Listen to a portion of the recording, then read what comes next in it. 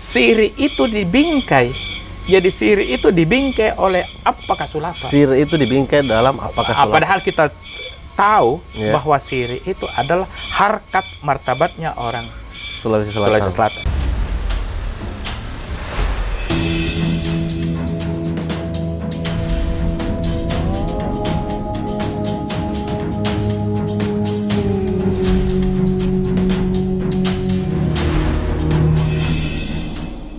Bismillahirrahmanirrahim. Assalamualaikum warahmatullahi wabarakatuh. Waalaikumsalam warahmatullahi wabarakatuh. Ya, alhamdulillah di hari yang sangat berbahagia ini akhirnya kita bisa bertemu kembali di dalam channel YouTube Profesor Aminuddin Saleh, tentunya dengan pembahasan tentang adat budaya Sulawesi Selatan dan juga konstitusi.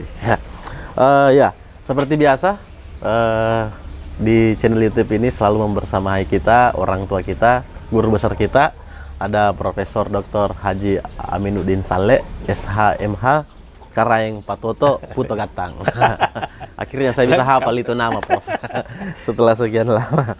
Ya, hari ini kita mau membahas tentang, ini selalu didengar, tapi saya yakin orang tidak tahu apa maknanya ini, Prof. Saya sangat yakin itu. Mungkin orang selalu sebut, banyak orang yang selalu paparkan tentang ini, tapi saya yakin mereka tidak paham. Nah,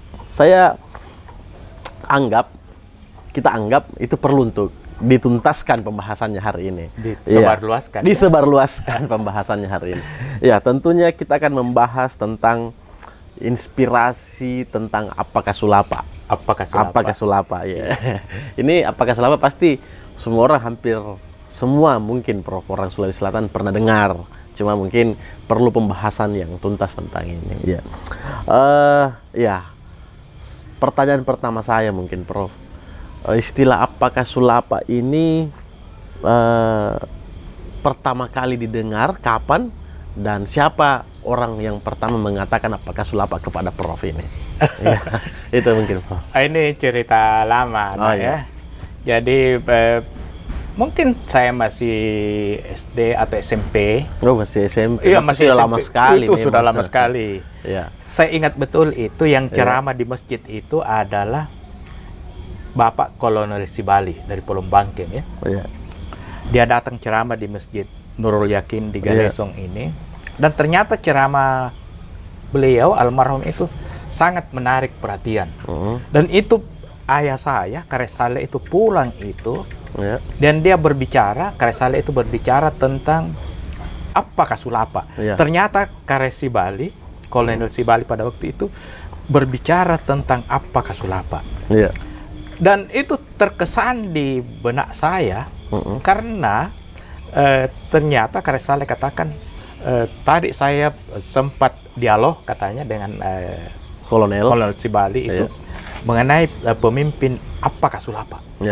Dan sejak itu tertanam di benak saya, itu menjadi tanda tanya apa gerangan yang dimaksud dengan Appaka Sulapa.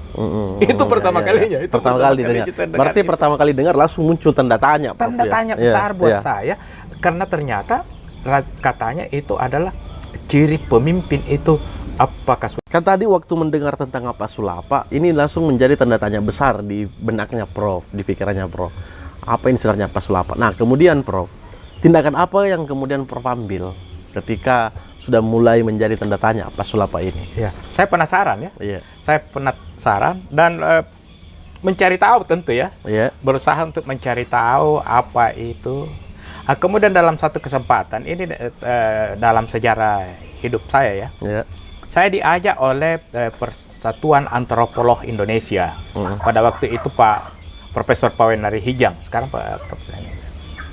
Dan karena dapat tantangan seperti ini, sementara ini kan saya bukan antropolog, tidak terlalu mendalam seperti itu, saya ajaklah Profesor Supriyadi Hamdan untuk bersama-sama membahas ini.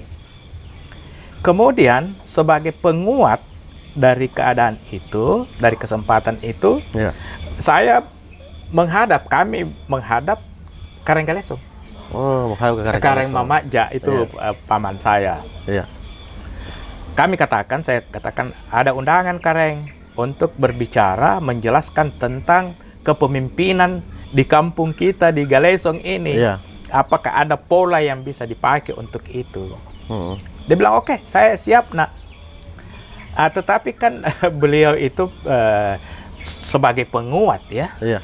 sebagai apa, legalitas bahwa kami berbicara ini bersama-sama dengan otoritas yang berwenang, Iya, karena betul, dia betul.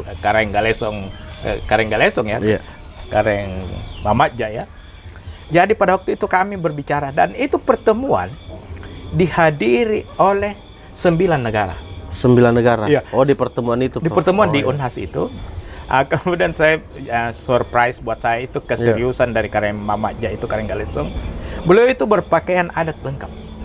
Jadi pakaian songko nibiri, Iya. berpakaian jas tutup, pakai lambang-lambang itu, Lambang-lambang kerajaan. lambang-lambang kerajaan, pakai sarung, pakai luar biasa. Dan memang kan almarhum itu gagah ya. Ya. Kami berbicara, tapi kan beliau sebagai dia katakan, Ananda yang berbicara ya, saya mengiyakan saja, saya apa, Iya. saya bilang siap, Kareng.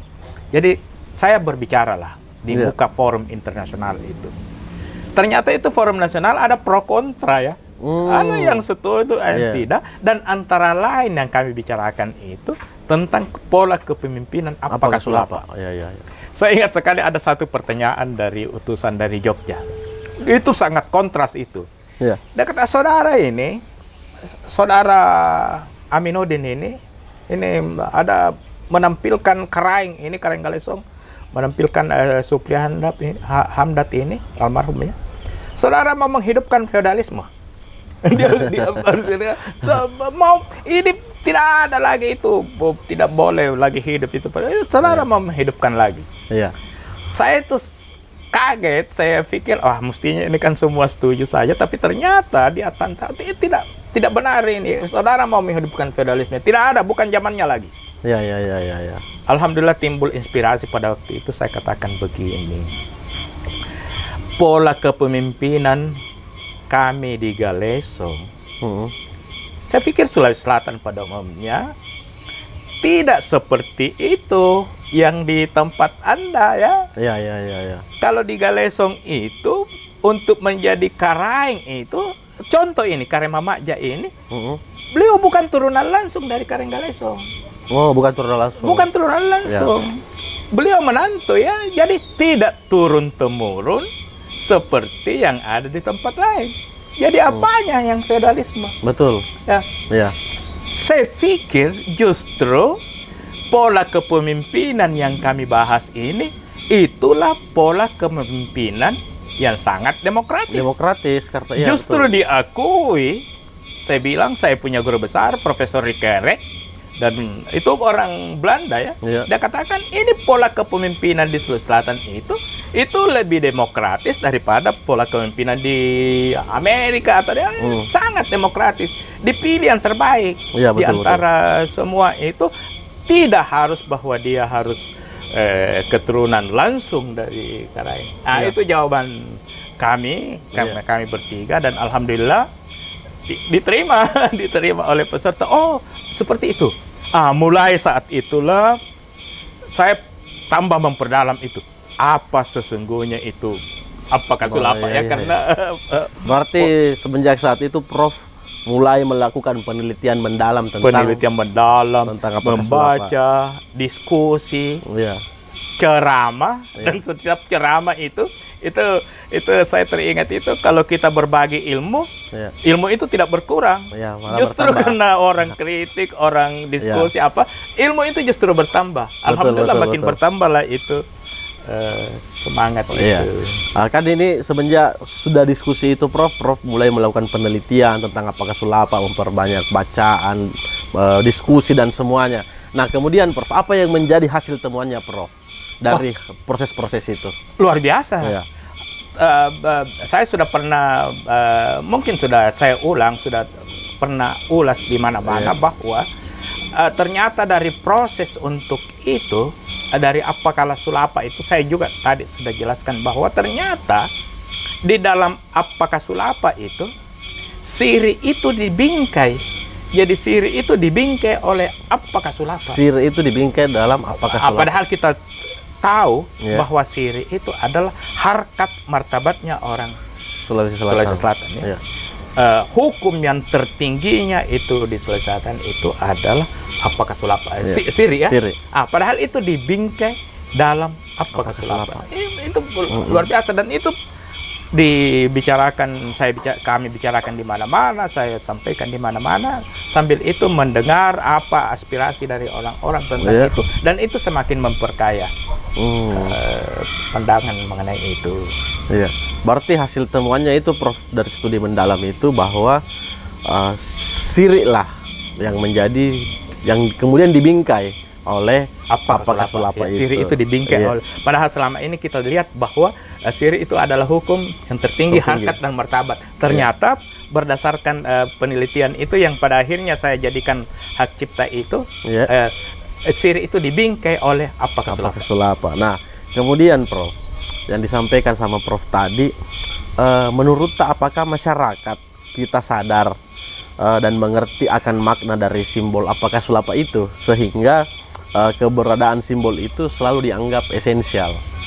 Pak, ini yang menjadi kadang-kadang menjadi tanda tanya buat saya, karena semua masyarakat yang melakukan ritual betul. perkawinan atau sunatan atau naik rumah dan sebagainya itu memakai simbol itu. Apakah sulapa, betul. Apakah sulapa itu dalam bentuk wala suci. Iya.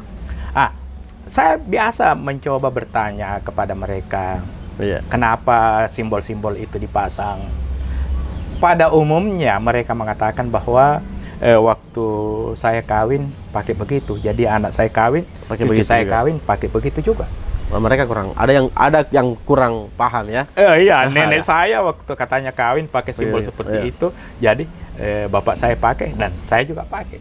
Sebatas itu. Iya, iya.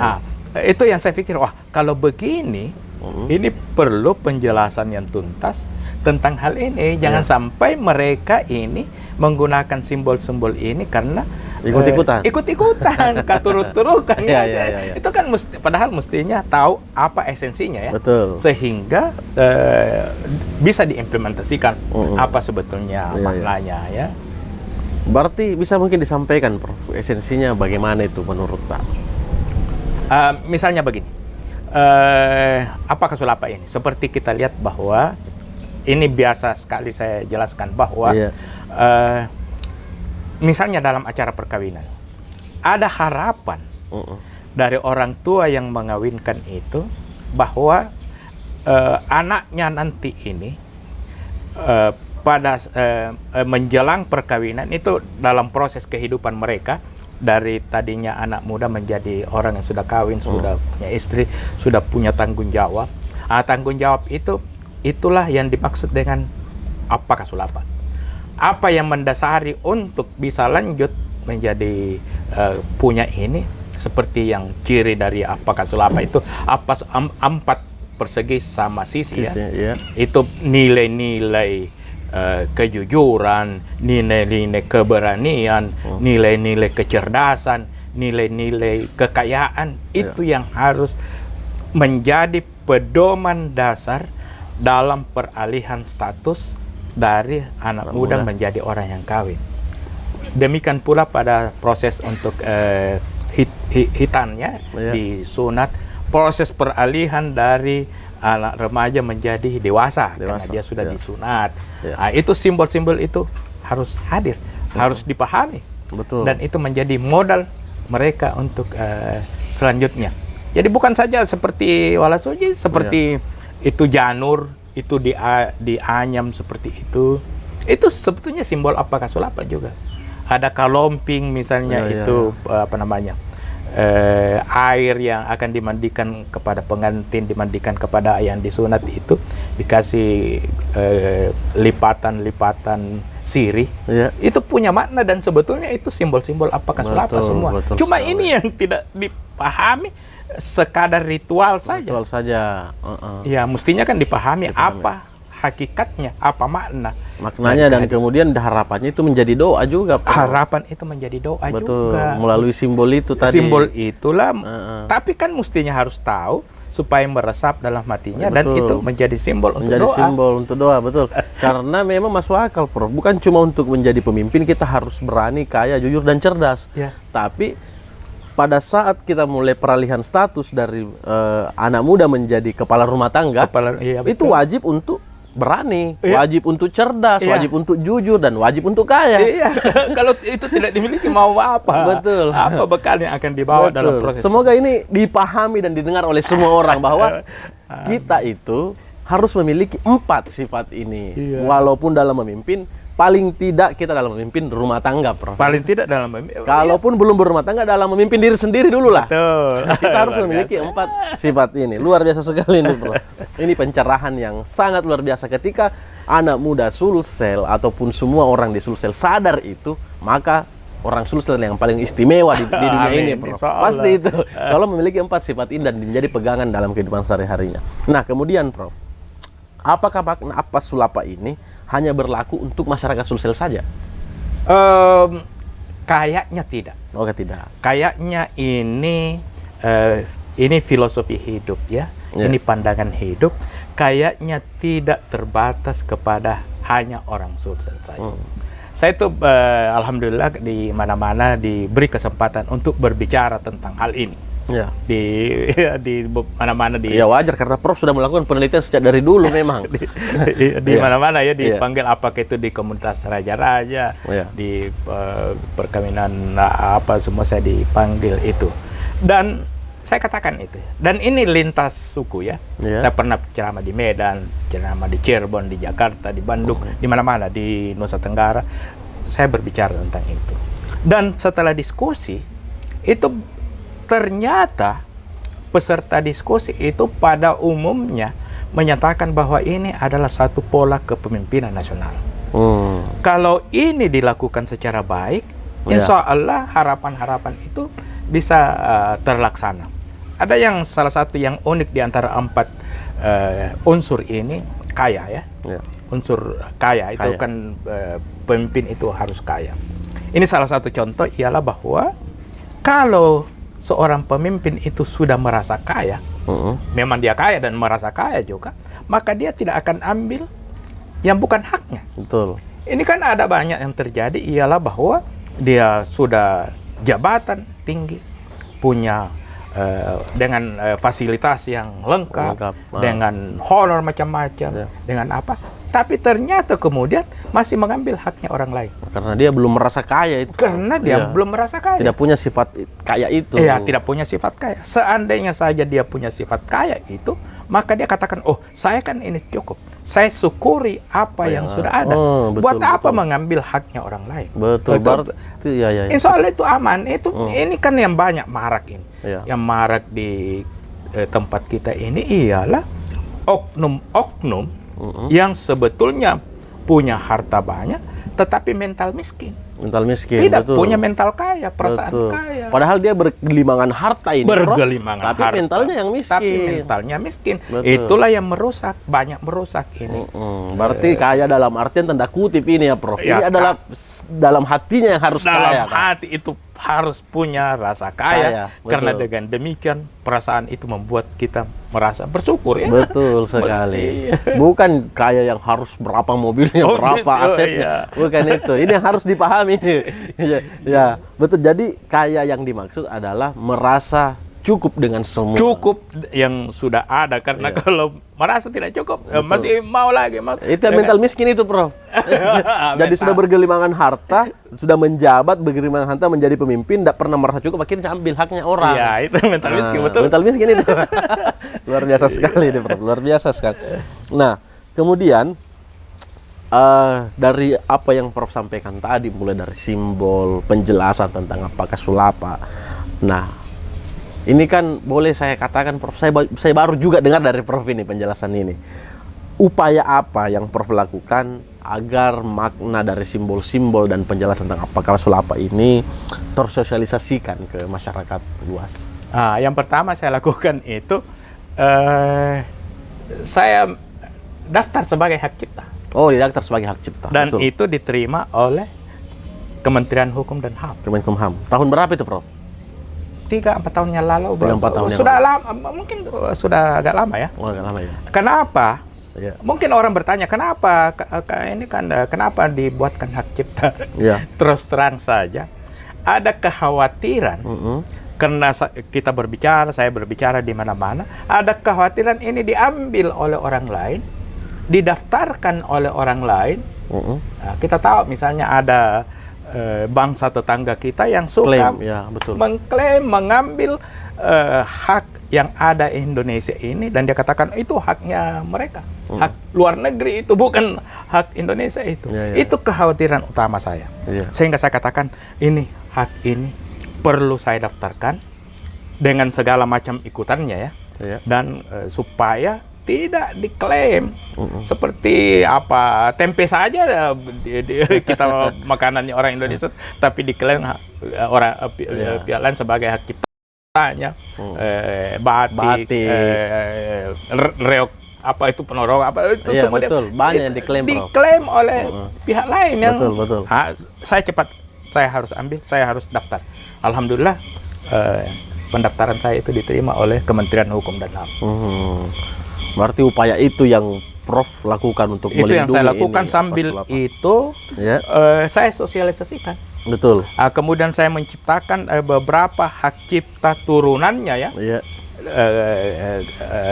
Apakah dalam bentuk bingkai, dalam bentuk pin, dalam bentuk topi seperti ini ya, yang ada ini Simbol apakah sulapa. simbol apakah sulapa. Jangan sampai diambil oleh orang lain yang padahal kita paling punya kompetensi untuk itu. Oke. Nah, namun yang perlu dipahami, Prof, seperti yang tadi dijelaskan bahwa apakah sulapa ini adalah pengetahuan umum yang wajib untuk diketahui oleh seluruh orang Sulsel. Nah, mungkin bisa lagi dipersempit ini, Prof. Lalu bagaimana part apa sulapa, yang bagian mana yang dapat dimohonkan untuk hak cipta? Jadi begini, itu yang saya bilang turunannya. Saya sudah bikin pin. Iya. Jadi karena permohonan hak cipta itu disertai dengan gambar. Ya. Itu untuk bisa diterima oleh Kementerian Hukum dan HAM itu ada simulasi gambar. Saya buat itu di permohonan itu. Kemudian saya wujudkan itu dalam bentuk pin. Ya, dalam bentuk pin. Kemudian ada juga saya wujudkan dalam bentuk bingkai. Nanti bisa dilihat di latar belakang kita ini dalam bentuk bingkai. Kemudian dan sebagainya. Itu yang saya daftarkan. Ini tidak boleh ini karena ini kan ada potensi untuk mengkomersialkan ya. Ada potensi untuk itu. Betul. Padahal saya sudah punya hak cipta untuk itu. Jadi saya patok di situ bahwa ini adalah hak cipta. Saya alhamdulillah punya 6 hak cipta mengenai yang berhubungan dengan apakah sulapa ini, dan itu satu bentuk proteksi, jangan sampai disalahgunakan oleh orang-orang, jangan sampai diartikan yang tidak oleh orang, dan saya bingkai itu. Dan saya katakan bahwa insya Allah saya siap untuk memproduksi itu, dan dengan melibatkan masyarakat yang ada di sekitar sini, sehingga mereka juga ikut berdaya dengan kehadiran hak cipta saya itu.